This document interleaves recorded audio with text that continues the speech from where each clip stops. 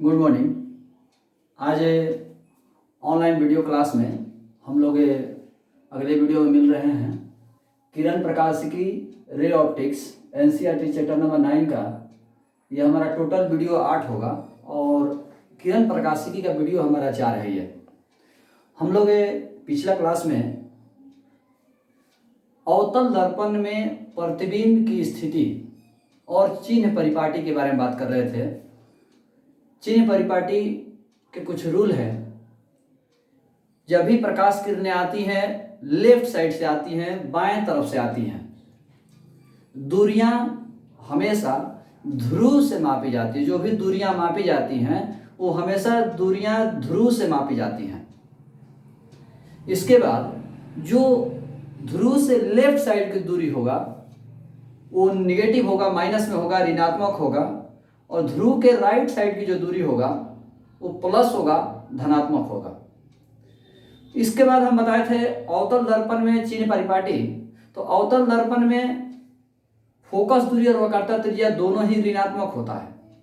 उत्तल दर्पण में फोकस दूरी और वक्रता त्रिज्या दोनों धनात्मक होता है। इसके बाद बात आती है वस्तु दूरी और प्रतिबिंब दूरी के बारे में। तो हम बताए थे कि वस्तु हमेशा दर्पण के या लेंस के लेफ्ट साइड होता है, इसीलिए वस्तु दूरी लेंस और दर्पण सब में हमेशा ऋणात्मक होता है। जबकि उत्तल दर्पण में प्रतिबिंब हमेशा धनात्मक दूरी होगा और अवतल दर्पण में प्रतिबिंब की जो दूरी है वो प्लस और माइनस यानी धनात्मक और ऋणात्मक दोनों हो जाती है, जैसा कि हम पिछला क्लास में बताए थे। इसके बाद वस्तु कहाँ होगा तो प्रतिबिंब कहाँ बनेगा, इसके बारे में हम एक केस आप लोग को बनाकर दिखा दिए थे। बनाने के लिए हमने जो रूल बताया था, सबसे पहले एक दर्पण खींच लेंगे। दर्पण खींचने के बाद एक मुख्य अक्ष होगा। मुख्य अक्ष पर हम एक वक्रता केंद्र बिंदु लेंगे। वक्रता केंद्र और ध्रुव का बीचों बीच बिंदु, मध्य बिंदु फोकस होगा। इसके बाद हम एक वस्तु, जहां आपका प्रश्न कह रहा है हम वस्तु वहां रखेंगे। वस्तु से दो किरण निकलता है। एक किरण सीधा दर्पण पर जाएगा। जो किरण दर्पण पर जाता है वो हमारा फोकस से होकर गुजरेगा और दूसरा किरण सीधा वक्रता केंद्र से होकर गुजर जाएगा और दोनों किरणें जहां कटेंगी वहीं हमारा प्रतिबिंब बनेगा, जैसा कि हम पिछला क्लास में आपको बनाकर दिखाए भी थे और हमने रूल बनाया था। हम आप लोगों को पिछला क्लास में यह भी बोले थे कि वस्तु के अलग अलग केस में रह करके आप फिगर बनाने की कोशिश कीजिएगा, फिगर बनाने का अभ्यास करेंगे। अब हम लोग देखेंगे, हम बताए थे आप लोगों को कि मैट्रिक क्लास में अवतल दर्पण में वस्तु कहाँ है तो प्रतिबिंब कहाँ बनेगा, इसके 6 केस पढ़ने हैं। लेकिन इंटर में ये कोई टॉपिक है ही नहीं, ये तो एक अभ्यास के लिए पढ़ाया जा रहा है जिससे कि आप आगे की थ्योरी को आसानी से समझ सकें। तो हम उन्हीं 6 केस को लैंग्वेज में दिखाने की कोशिश कर रहे हैं। ध्यान दीजिएगा, अवतल दर्पण में प्रतिबिंब की स्थिति। अवतल दर्पण में प्रतिबिंब की स्थिति की हम चर्चा करेंगे। तो इसमें पहला हमारा हो गया वस्तु की स्थिति, यानी वस्तु कहाँ रहेगा। दूसरा हो गया प्रतिबिंब की स्थिति, यानी प्रतिबिंब कहाँ बनेगा। और तीसरा है प्रतिबिंब की प्रकृति एवं आकार। ध्यान देंगे हम लोग अवतल दर्पण में प्रतिबिंब की स्थिति के बारे में, जो कल हम डायग्राम से बात कर रहे थे, आज हम उसको लैंग्वेज के माध्यम से देखेंगे। वस्तु की स्थिति यानी वस्तु कहाँ है, प्रतिबिंब की स्थिति मतलब प्रतिबिंब कहाँ बनेगा, और प्रकृति एवं आकार। प्रकृति वास्तविक है कि काल्पनिक है, और आकार बड़ा है कि छोटा है, हम इसको देखें। तो सबसे पहले केस में हम देखेंगे कि वस्तु अनंत पर है। वस्तु जो है अनंत पर है, तो वस्तु जब अनंत पर होगा तो प्रतिबिंब फोकस पर बनेगा। हम लोग अवतल दर्पण में प्रतिबिंब की स्थिति के बारे में बात कर रहे थे। वस्तु की स्थिति का मतलब वस्तु कहाँ है, प्रतिबिंब की स्थिति का मतलब प्रतिबिंब कहाँ बनेगा, और प्रकृति एवं आकार यानी प्रतिबिंब का जो नेचर है कैसा है और उसका साइज क्या है। तो ये हम एक साथ 6 केस बारी बारी से लिखने के बजाय जो है हम एक साथ टोटल लिख दिए। यही 6 केस हैं। एक बार वस्तु अनंत पर होगा, उसके बाद धीरे धीरे अब वस्तु अनंत से दर्पण की ओर बढ़ेगा। तो पहली बार वस्तु अनंत पर है, थोड़ा सा दर्पण की ओर आगे बढ़ा तो अनंत एवं वक्रता केंद्र के बीच है, उसके और आगे बढ़ा तो वक्रता केंद्र पर, उसके और आगे बढ़ा तो वक्रता केंद्र एवं फोकस के बीच, उसके आगे बढ़ा तो फोकस, और अंतिम जो केस है वो फोकस एवं ध्रुव के बीच। ये 6 केस है। वस्तु जब अनंत पर होगा तो प्रतिबिंब फोकस पर बनेगा। अनंत एवं वक्रता केंद्र के बीच वस्तु होगा तो प्रतिबिंब वक्रता केंद्र एवं फोकस के बीच बनेगा। वस्तु यदि वक्रता केंद्र पर है तो प्रतिबिंब वक्रता केंद्र पर बनेगा। वक्रता केंद्र एवं फोकस के बीच हो तो प्रतिबिंब वक्रता केंद्र एवं अनंत के बीच बनेगा। वस्तु फोकस पर हो तो प्रतिबिंब अनंत पर बनेगा, और फोकस एवं ध्रुव के बीच वस्तु हो तो प्रतिबिंब दर्पण के पीछे बनेगा। अब बात आता है प्रकृति के बारे में। तो सभी केस वास्तविक हैं, आप देख सकते हैं सब में आपका वास्तविक है, लेकिन जब प्रतिबिंब दर्पण के पीछे बनेगा तो प्रतिबिंब काल्पनिक होगा। सभी केस वास्तविक है, लेकिन जब प्रतिबिंब दर्पण के पीछे बनेगा तो काल्पनिक होगा। इसके बाद आप देख सकते हैं जब प्रतिबिंब फोकस पर बनेगा तो अत्यंत छोटा होगा, बिंदु के समान होता है। जब वक्रता के फोकस के बीच बनेगा तो थोड़ा बड़ा बनेगा, तो वस्तु से छोटा ही रहेगा, लेकिन यहाँ पर बड़ा हम जिसकी बात कर रहे हैं कि ये अत्यंत छोटा है, लेकिन ये थोड़ा उससे बड़ा हो जाएगा। वक्रता केंद्र पर बनेगा तो वस्तु और प्रतिबिंब का साइज बराबर होगा। वक्रता केंद्र और अनंत के बीच बनेगा तो प्रतिबिंब वस्तु से थोड़ा बड़ा हो जाएगा, वस्तु से बड़ा हो जाएगा। अनंत पर होगा तो वस्तु का प्रतिबिंब जो होगा वो वस्तु से बड़ा होगा। जब दर्पण के पीछे बनेगा तो प्रतिबिंब अत्यंत बड़ा होगा, बहुत बड़ा होगा। ये जो लिखा हुआ हमने वही पढ़ करके आपको बताया। इस कंडीशन को आप ध्यान से समझेंगे। अब हमें याद करने की कोशिश कर रहे हैं, ये जो लिखवाए हैं हम आपको याद करने की कोशिश कर रहे हैं। ध्यान दीजिएगा सब लोग, तुरंत याद हो जाएगा, कोई बड़ा बात नहीं है, छोटा सा टर्म है, इसको समझ लें कि अनंत के जगह पर फोकस रहेगा और फोकस के जगह पर अनंत। इस वर्ड को समझें, अनंत के जगह पर हम फोकस करेंगे और फोकस के जगह पर अनंत। ये फोकस और अनंत आपस में आप बदल दीजिएगा तो सभी केस आसानी से याद हो जाएंगे। जैसे देखिए, अनंत पर वस्तु है तो प्रतिबिंब फोकस पर बना, अनंत की जगह पर फोकस हो गया। अनंत एवं वक्रता केंद्र के बीच है तो वक्रता केंद्र हमारा वक्रता केंद्र ही है, लेकिन अनंत की जगह पर फोकस हो गया।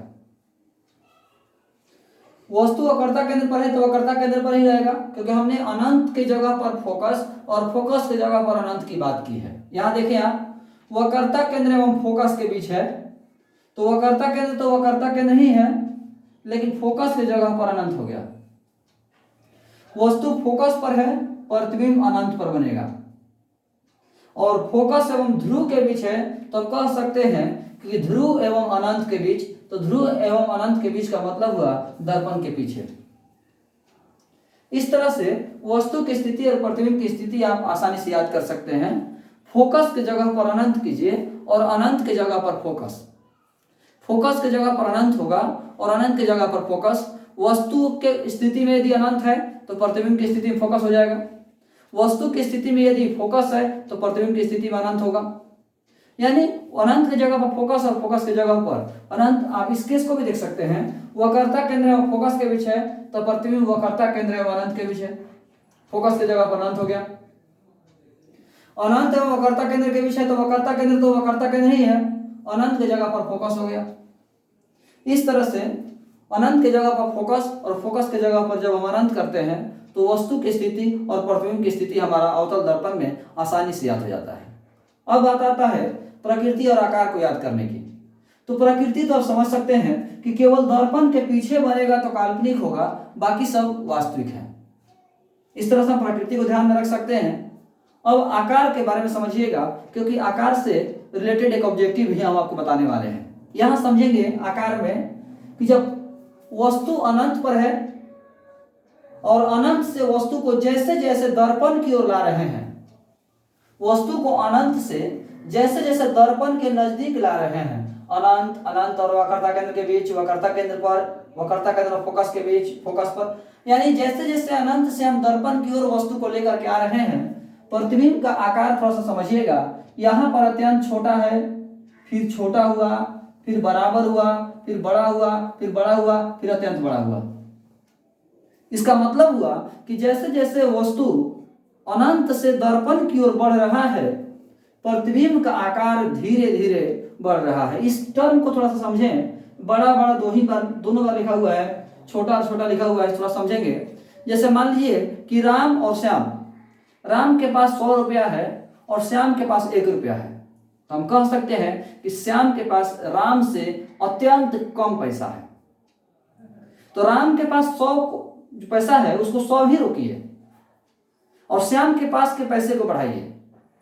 राम के पास 100, श्याम के पास 1, राम के पास 100, श्याम के पास 10, राम के पास 100, श्याम के पास 50, राम के पास 100, श्याम के पास भी 100, राम के पास 100, श्याम के पास 120, राम के पास 100, श्याम के पास 150, राम के पास 100, श्याम के पास 250। यानी कहने का मतलब हुआ कि आप देख सकते हैं कि वस्तु का साइज तो बदलने वाला है नहीं।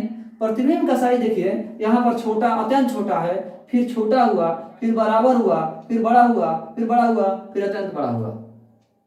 इसका मतलब हुआ एक ऑब्जेक्टिव जिसकी हम बात कर रहे थे कि अवतल दर्पण में जैसे जैसे वस्तु को अनंत से दर्पण की ओर लेकर आएंगे, जैसे जैसे वस्तु अनंत से दर्पण की ओर मूव करता है, चलता है, नजदीक जाता है, तो प्रतिबिंब का आकार भी धीरे धीरे बढ़ता है।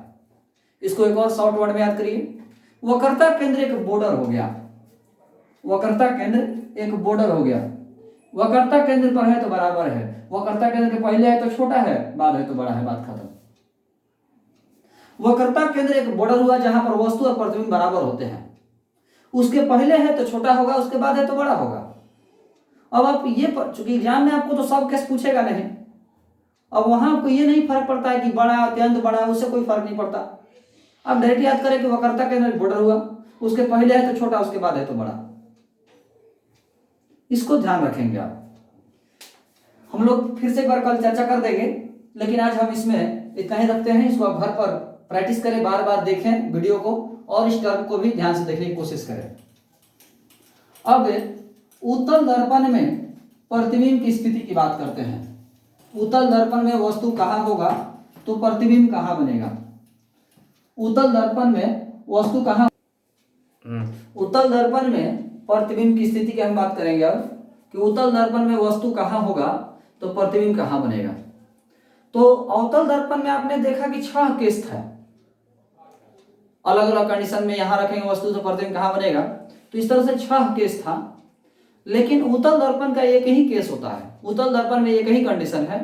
उत्तल दर्पण के बारे में कहता है कि वस्तु कहीं भी रहे, इस लाइन को समझिएगा, हमेशा ऑब्जेक्टिव में पूछा जाता है, वस्तु कहीं भी रहे, वस्तु कहीं भी रखें आप, उत्तल दर्पण में वस्तु कहीं भी रहे, प्रतिबिंब हमेशा काल्पनिक, सीधा, छोटा एवं सबसे जरूरी बात फोकस के अंदर बनता है, फोकस के भीतर बनता है।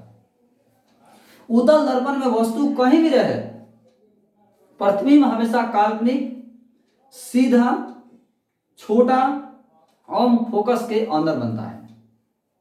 उत्तल दर्पण की एक ही कंडीशन है, उत्तल दर्पण में वस्तु कहीं भी रहे, प्रतिबिंब हमेशा काल्पनिक, सीधा, छोटा एवं फोकस के अंदर बनता है। यही कारण है कि उत्तल दर्पण का उपयोग गाड़ी के साइड मिरर में भी होता है, क्योंकि उत्तल दर्पण में हमेशा प्रतिबिंब सीधा बनेगा, छोटा बनेगा। ये 2 ही कारण है जिसके वजह से उत्तल दर्पण का उपयोग गाड़ी के साइड मिरर में होता है, क्योंकि गाड़ी कितना भी बड़ा रहेगा तो उसका फिगर उस साइड मिरर में आ जाएगा। पहला केस ये हो गया। दूसरा कारण ये हो गया कि गाड़ी कितना भी नजदीक रहे, दूर रहे, उसका प्रतिबिंब सीधा ही बनेगा, कभी गाड़ी का प्रतिबिंब साइड मिरर में उल्टा नहीं बनेगा। यही वजह है कि उत्तल दर्पण का उपयोग गाड़ी के साइड मिरर में होता है।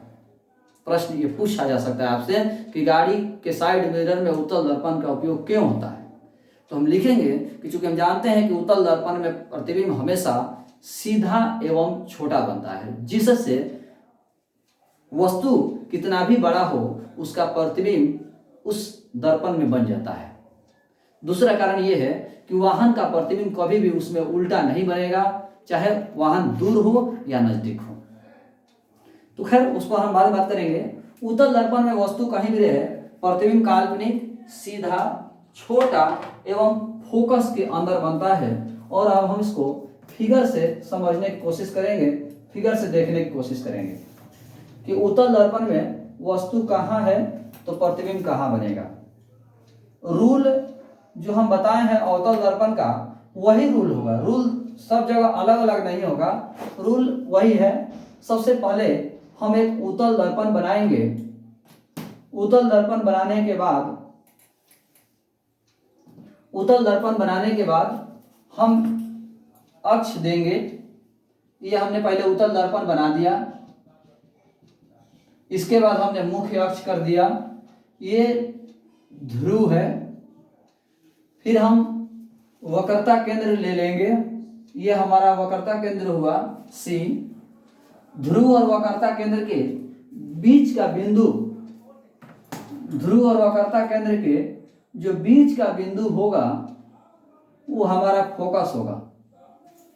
ध्रुव और वक्रता केंद्र, ये आपका जो बिंदु है इसको आप अनुमान से नहीं लेंगे, एक्यूरेट माप कर लेना होगा स्केल से, बीचों बीच होना चाहिए। ये जो बिंदु है ये आप अनुमान से नहीं ले सकते, इसको एग्जैक्ट मापना होगा कि ध्रुव और वक्रता केंद्र के बीच का डिस्टेंस कितना है। जैसे हमने जो लिया है इसमें 32 सेंटीमीटर है, तो ये हमारा जो फोकस होगा ये 16 सेंटीमीटर पर है। अब ये हमने सबसे पहले दर्पण बनाया, उसके बाद मुख्य अक्ष, उसके बाद ध्रुव, वक्रता केंद्र, फोकस का चयन हमने कर लिया। अब हम रूल कहता है मेरा कि वस्तु कहीं भी रखें, वस्तु कहीं भी रहे, उसका प्रतिबिंब हमेशा काल्पनिक, सीधा, छोटा एवं फोकस के अंदर बनता है। हम इसी केस को दिखाने की कोशिश कर रहे हैं। रूल क्या कहता है, वस्तु से हमेशा दो किरणें निकलती हैं। रूल हमारा कहता है कि वस्तु से हमेशा दो किरणें निकलती हैं। आप देख सकते हैं एक किरण निकला जो सीधा दर्पण पर गया, एक किरण निकला जो सीधा दर्पण पर गया। और आप जानते होंगे कि जो किरण दर्पण पर जाता है वो फोकस से होकर गुजरता है, जो किरण दर्पण पर जाता है वो फोकस से होकर गुजरता है। तो अब समझने की कोशिश कीजिएगा, यहां पर फोकस से होकर गुजरता है, तो फोकस से होकर कैसे गुजरेगा, दर्पण दो साइड पेंट किया हुआ है, तो फोकस से होकर गुजरता नहीं है, गुजरता हुआ प्रतीत होता है। ऐसा लगता है कि गुजर रहा है क्योंकि प्रकाश किरण जो है दर्पण से टकराने के बाद लौट गया है, तो ऐसा लगता है कि यह फोकस से होकर गुजर रहा है। तो फिर से एक बार, वस्तु से एक किरण निकला जो सीधा दर्पण पर गया, जो किरण दर्पण पर गया वो फोकस से होकर गुजरता है, तो यहां पर गुजर नहीं रहा है, गुजरता हुआ प्रतीत हो रहा है। इसके बाद हम दूसरा किरण की बात करें, वस्तु से जो दूसरा किरण निकलता है वो वक्रता केंद्र से होकर गुजरता है। वस्तु से जो दूसरा किरण निकलता है वो वक्रता केंद्र से होकर गुजरता है।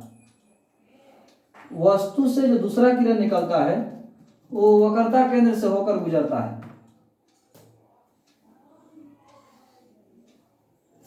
तो फिर वही बात, ये भी आपका गुजरता नहीं, ध्यान दीजिएगा, यहाँ पर एक किरण गया तो उसी रास्ते से लौट के आ गया, तो ये गुजरता नहीं है, गुजरता हुआ प्रतीत होता है।